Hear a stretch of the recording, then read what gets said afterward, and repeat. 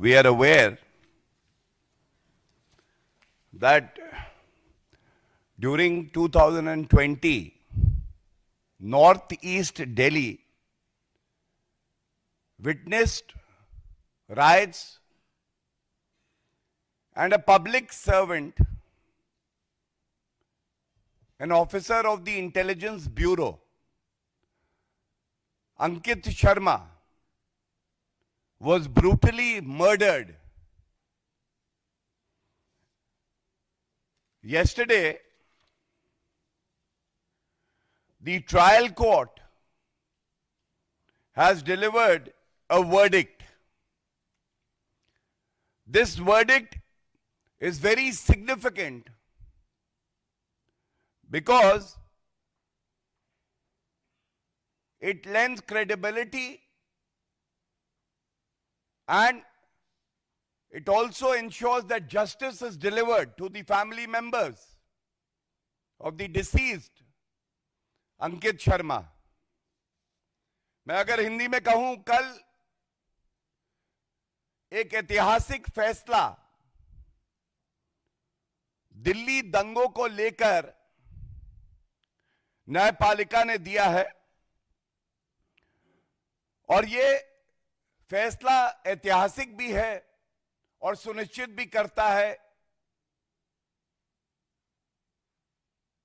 अंकित शर्मा, जो कि एक आईबी ऑफिसर था, जो कर्तव्य का निर्वहन कर रहा था, जिस तरह से उसकी जघन्य हत्या की जाती है,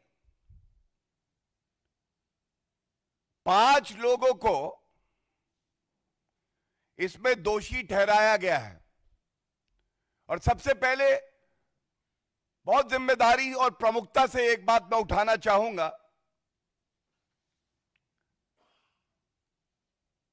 ये न्यायालय ने भी टिप्पणी करी है, जजमेंट अभी पूरा पब्लिक डोमेन में नहीं है, अध्ययन नहीं हो पाया है, लेकिन जो टिप्पणियां आई हैं सामने, उनके आधार पे और जो ओछी घटिया राजनीति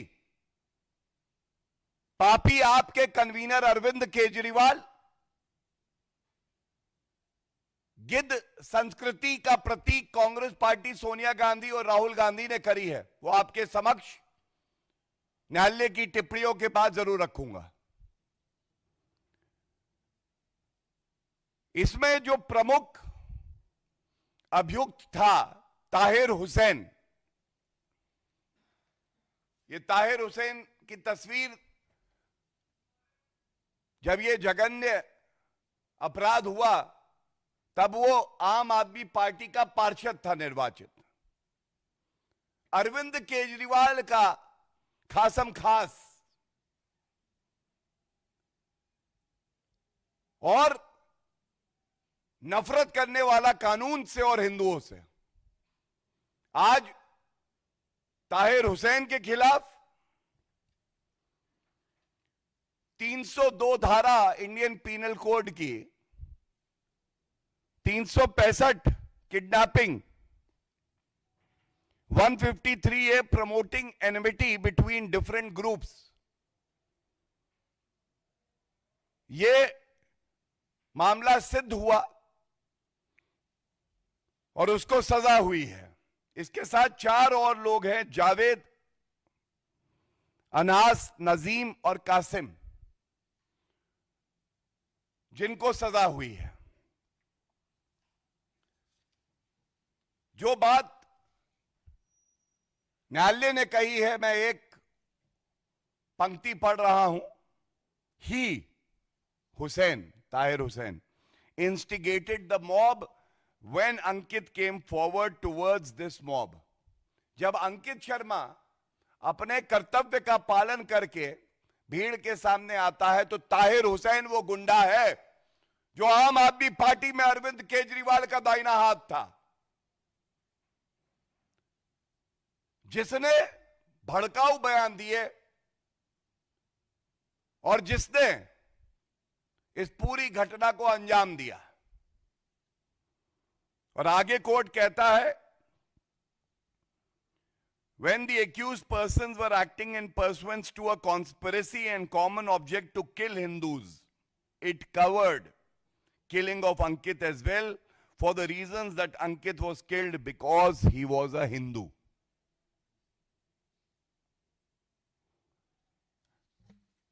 अब सवाल यह आता है कि सरकार दिल्ली में अरविंद केजरीवाल मुख्यमंत्री, उनके पार्षद ताहिर हुसैन दंगा करवाते हैं, एक आईबी ऑफिसर की हत्या करवाते हैं, और बड़ी प्रखरता से हमने इस पे प्रेस वार्ता भी करी, और यह मुद्दा जनता का मुद्दा था। कोई मिट्टी का तेल लेके चल रहा था तो वो अरविंद केजरीवाल और सोनिया गांधी जी थी, जिनके ऊपर मैं अभी आऊंगा।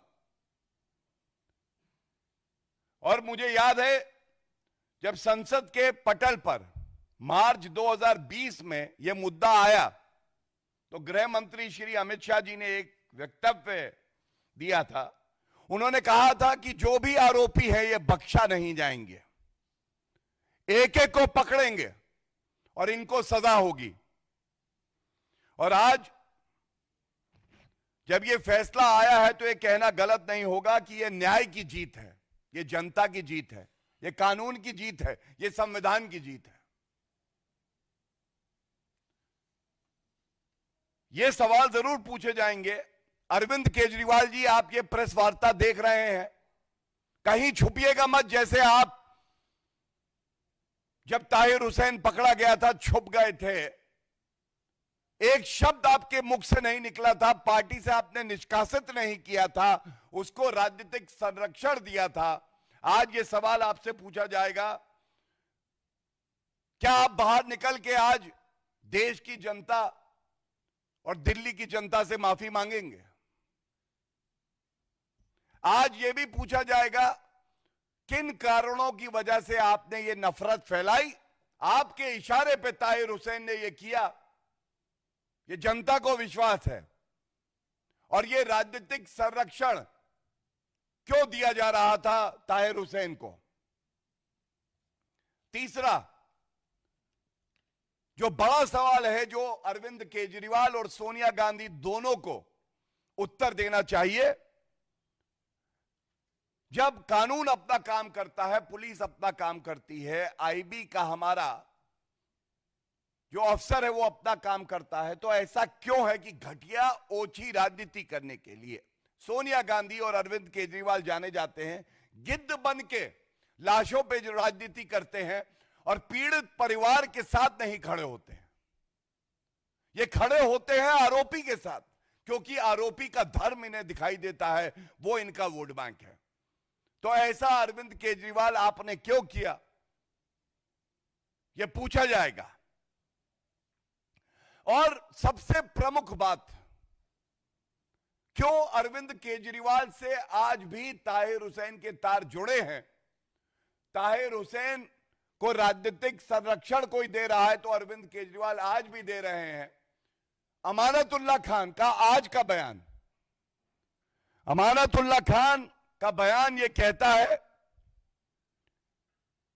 कि हमारे देश के न्यायालय ने साक्ष्य प्रमाण गवाहों की जो गवाही थी उसके बिना पे जो सजा दी है यह दुर्भाग्यपूर्ण है। अमानतुल्लाह खान, यह दुर्भाग्यपूर्ण है। स्वर्गीय अंकित शर्मा जिसने देश के लिए शहादत दी, जिसके साथ जनता खड़ी है, भाजपा खड़ी है, उसके लिए एक शब्द नहीं, और एक दोष सिद्ध व्यक्ति के लिए कहते हैं यह दुर्भाग्यपूर्ण है। यह अमानतुल्लाह खान आज बयान देते हैं। क्या यह वोट बैंक की राजनीति नहीं है? न्याय से ऊपर अब अरविंद केजरीवाल हो गए, न्यायालय से ऊपर अरविंद केजरीवाल हो गए। और ये बहुत पीड़ा से, बहुत भारी मन से मैं एक बात कहूंगा, 51 बार अंकित शर्मा के पार्थिव शरीर में चाकू भोंकने के निशान थे, ये पोस्टमार्टम रिपोर्ट कहती है। 51 बार। इतनी नफरत, ऐसा द्वेष, और उसका कसूर क्या है? आईबी ऑफिसर अपना काम कर रहा है। और आज जब हम इस फैसले की बात कर रहे हैं, अमानतुल्लाह खान की इतनी हिम्मत पड़ती है कि वो बाहर निकल के कहते हैं कि धर्म देखा गया ताहिर हुसैन का, इसलिए सजा हुई। उसके साथ नाइंसाफी हो रही है। ये चरित्र, ये डीएनए है पापी आप अरविंद केजरीवाल का। और सबसे बड़ा दोषी अगर कोई है ताहिर हुसैन के साथ, तो वो अरविंद केजरीवाल हैं, जिसके इशारे पे ये हुआ और जिसने लीपापोती करी। मुख्यमंत्री थे, लेकिन एक शब्द अंकित शर्मा के लिए, और जो भारतीय नागरिक मारे गए दिल्ली दंगे में, करीब 60 लोग मारे गए, एक बार उनके लिए कुछ नहीं कहा। इसके साथ आज ये बात जरूर उठानी चाहिए, पुरजोर तरीके से उठानी चाहिए। आप याद करिए, ये दिल्ली के दंगे क्योंकि संसद में एक कानून पारित होता है, सीएए, सिटीजनशिप अमेंडमेंट एक्ट। हमारा संविधान कहता है बिल लाया जाएगा संसद के पटल पर और वो पारित होगा या गिर जाएगा, ये पारित होता है। एक माहौल बनाया जाता है राहुल गांधी द्वारा, सोनिया गांधी द्वारा, कि जो मुसलमान हैं उनकी नागरिकता चली जाएगी। और आज बड़ी जिम्मेदारी से मैं सोनिया गांधी जी से, राहुल गांधी से, खड़गे जी से पूछना चाहूंगा, भारत के कितने मुसलमानों की नागरिकता चली गई? उत्तर है 0, एक भी नहीं। और अब मैं आपको याद दिलाता हूं कि सोनिया गांधी जी सबसे बड़ी गुनाहगार क्यों हैं, क्यों है राहुल गांधी गुनाहगार। ये दंगे जब साजिश की जा रही थी, तो सोनिया गांधी का बयान है कि ये लड़ाई आर पार की लड़ाई है।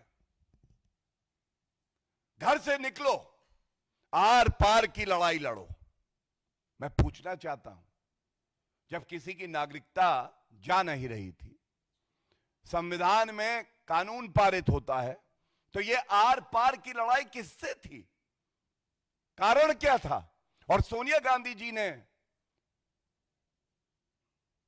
एक शब्द भी, सौहार्द बना रहे, मैंने कानून पढ़ा है, उसमें ये अच्छाइयां हैं, ये कमियां हैं, ये सुझाव हैं, ये नहीं कहा, जो कि एक वरिष्ठ नेत्री को कहना चाहिए। उन्होंने कहा, मैं जनता को आह्वान देती हूं, खासकर मुसलमानों को, आपकी नागरिकता जाएगी, ये कांग्रेस कहती है, और उसके बाद कहती हैं आर पार की लड़ाई है।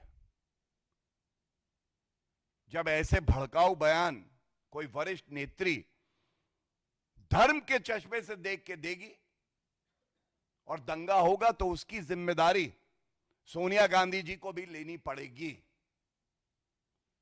और इसके साथ ही इमरान मसूद, बोटी बोटी कर दूंगा इमरान मसूद, केवल नफरत, केवल जहरीले बयान, उनका भी एक बयान है। उन्होंने कहा कि ताहिर हुसैन को इसलिए टारगेट किया जा रहा है क्योंकि वो एक मुसलमान है। इमरान मसूद, क्या राहुल गांधी के इशारे पे ये वक्तव्य दिया गया? क्या राहुल गांधी ने कान पकड़ के इमरान मसूद से कहा माफी मांगो, जो पीड़ित परिवार हैं हमें उनके साथ खड़ा होना है, दोषी, अपराधी, अभियुक्त, ये केवल अभियुक्त, अपराधी और दोषी होता है, इसका कोई धर्म नहीं देखा जाता? क्या राहुल गांधी ने ये कहा? नहीं, राहुल गांधी ने मार्च 2020 में, और इसलिए राहुल गांधी भी उतने ही गुनहगार हैं, उन्होंने कहा वो ब्रजपुरी जो दंगा पीड़ित एक इलाका था वहां गए। मार्च 2020 की बात है। राजनीतिक गिद्ध राहुल गांधी उड़ के कहां जाएंगे? लाशों के पास। और सबने सोचा अगर वहां जाएंगे तो शांति की अपील करेंगे, वो कहेंगे सभी समाज के वर्गों को एक साथ खड़े हो जाना चाहिए। नहीं, लेकिन राहुल गांधी गए और एक मस्जिद में गए। मस्जिद में गए। वो अंकित शर्मा के परिवार वालों से मिलने नहीं गए। जिनकी हत्या हुई थी उनके परिवारजनों से मिले नहीं, संवेदनाएं नहीं व्यक्त करी, ढंढास नहीं बंधाया। उन्होंने कहा मैं मस्जिद में आया हूं टू प्रोवाइड हीलिंग टच। अब मैं ये कहना चाहता हूं, ये हीलिंग टच नहीं था, ये ब्लीडिंग टच था राहुल गांधी का। Whenever I see blood like a political vulture, I have to reach there. I have to ensure there is blood and more blood. ये राहुल गांधी का दौरा जो है केवल तुष्टीकरण की राजनीति थी।